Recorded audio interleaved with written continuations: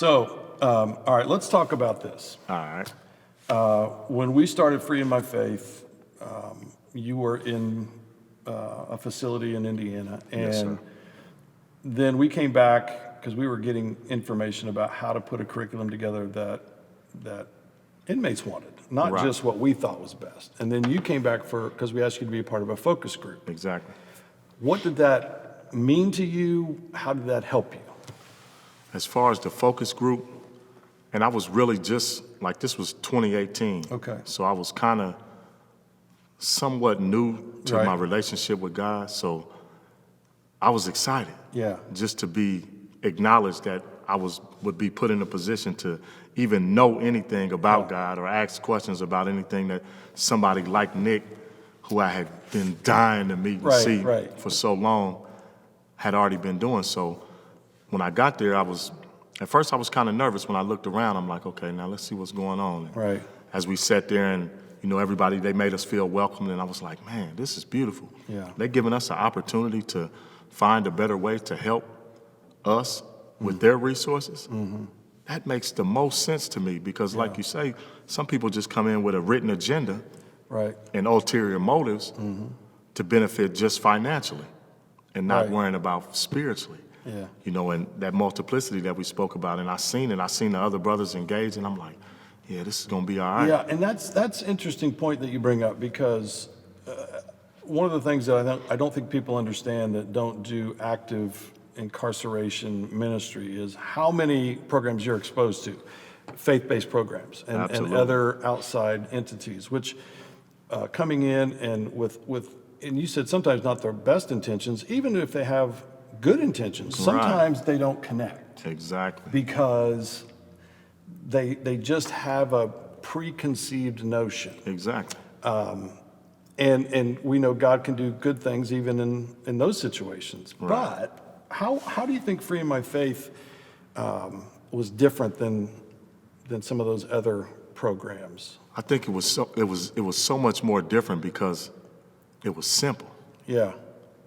Yeah. Sometimes they come with these programs and they're so complicated. Right. And you got to jump through all these hoops to Yeah. even get to the first chapter. And then they drag them out along, But here you have a book Right. that you can take back with you. And you can read, and we can sit around together, 3 or 4 of us at a table. I think small groups Yeah. is the most important thing you can ever have in growing your faith and growing your relationship with God and your relationship with others. Yeah. Because it's intimate. Right. It's better than the church to me because Yeah. I think a church is a place where we go worship and we get what we need Right. and we take it forward. But when we're in these small groups, we get to pick each other's brain. Yeah. And we get to help each other out. And we That's- get to just yeah. enjoy each other's presence. When we first started, and I convinced some to say we need to ask a lot of questions first, and we need to go into some facilities and ask a lot of questions. Now, I've been doing this type of ministry for a while, but I still knew I wasn't an expert, and I also knew that the downside of a lot of ministries that go in with an assumption Right. that they're bringing God in with them, as opposed to God already being there. Yeah. Okay. I said, let's ask them if they could design their own program, what would that look like? But here's where I'm going with that. Out of 1,000 or so surveys, is that the number one need, and we saw it almost on one out of almost half of them, said, we have no hope. Exactly. It was hope. So the very first topic in this book is hope, Exactly. and getting people talking about hope. What is it that hope does for someone on the inside that maybe somebody doesn't really understand? Hope gives you something to anchor onto. Yeah. Hope is like the fastener to the anchor. And each chapter in that book is another fastener. Oh, I like another that. fastener, Yeah. another fastener. But it has to start with hope because, as I said earlier, they come in with these programs and they already have it in their mind that you already have hope, you already have faith, and you already have the things you need, but they're going to give you something to help you along. Right. What about those guys that have to start at the bottom? Right.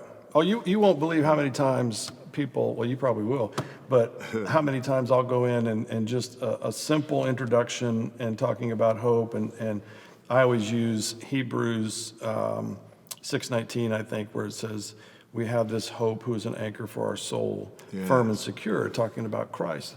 and look at the men or the women and say, look, you can hope for early release, you can hope for somebody to notice your good behavior, you can hope for reconciling with your family, you can hope for this and hope for that, and you should. But when that doesn't happen, where's the other hope that's going to keep you? And that's what Christ is. Exactly. You wouldn't believe how many men come up to me and say, you gave me another year's worth of hope today. Absolutely. In 5 minutes. Absolutely. I just needed to hear that from somebody. Yeah. And so when you say it's simple, it is simple. Yes. But it's needed. Exactly. So when you would take this back in a small group and you guys are talking about it, what are some moments that stand out to you, just memories? You know, the main memories that stand out the most to me is just to see the light bulb go off in the guy's head. In the beginning, Yeah. as soon as he opens the book, you ask the guy, hey, would you read this? He normally wouldn't read in a church setting. Wow. Because it's too many people. But it being me or being you, somebody that he's familiar with, hey, would you feel comfortable reading that? Mm-hmm. And he started reading it, and you just watch. Mm-hmm. Then you look at the other guys. Yeah. And you see that you start to see their hearts then. Right. You know, it's more than just a shell now. You see their hearts, and you're like, okay. Wow. All right, would you like to read? You want to help?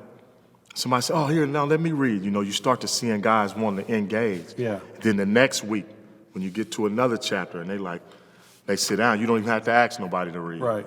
You know, it becomes repetitive. They're like, oh, hold on. Yeah, man, Yeah. Now they fighting to read. Right, you know, right. It's beautiful, But man. it's just beautiful. It's right. Yeah, It's beautiful. To see God, man, in yeah. motion. Because I'm telling you, man, in these prisons, it's dark. I know. There are some dark moments in people's lives, man, and they don't have this connection where they can sit with somebody at a table. So Yeah. sometimes they just want to sit and listen. Right. Next week they may speak. Right. It may take 2 or 3 weeks. Yeah. But guess what? They have retained that information from that first week That's right. all the way up into that third week. And guess what? On that third week when they speak, they start at the beginning. Yeah. Hope. First thing they say, man, Wow. it took me a while, but I found hope with you guys, you know, and I appreciate it, man, and thank you. And it becomes a brotherhood. Right. That's what it becomes, you know, and it's so powerful just to see it, man, and to watch Yeah. how it transcends outside the group. Yeah. Because they take it to somebody else, and then they share it, you know. Yeah, and I think, Excuse me. you know, when that was the other thing that we learned as we went, and I always wanted to be a part of something that if it required to change or to adapt, we needed to be able to do that. And so the design of the program that we use right now, I don't even like to call it a program. The equipping and what facilitates discussion about biblical hope or biblical forgiveness or relationships. Not so much heavy scripture study, but it's about opening up and talking, because that's where God reveals himself, like you said. And Absolutely. what we found out was a lot of programs don't give time for this talk back. And so when we do a group event, even in a large group event, we always leave 30 minutes at the end for guys to talk and to share. And it does start out slow sometimes, but then you start hearing things that really, really blow you away. Exactly. And make you, and humble you in a way. Oh, man, truly. And so you have a voice. You find that voice, you share that voice, and that's just kind of baked into our DNA when we want to do this. We don't want to assume that we have all the answers. Right. But we also know that being together and taking that risk of allowing a lot of guys to talk, Exactly. God always produces something beautiful. You know, another thing I noticed in the groups, how we would start with hope. Yeah. And we would start talking about how to find hope, but it would engage brothers in conversations of how they lost hope. And I think that was the biggest takeaway with a lot of the topics, because once you find out how these brothers lost hope, now we can start digging up these roots. Yeah. We can get rid of these roots. Yeah. But now we got these roots, we got a hole right here. Yeah. So the hope that you lost, we remove it, we're going to instill some hope back in them. And it was powerful, man.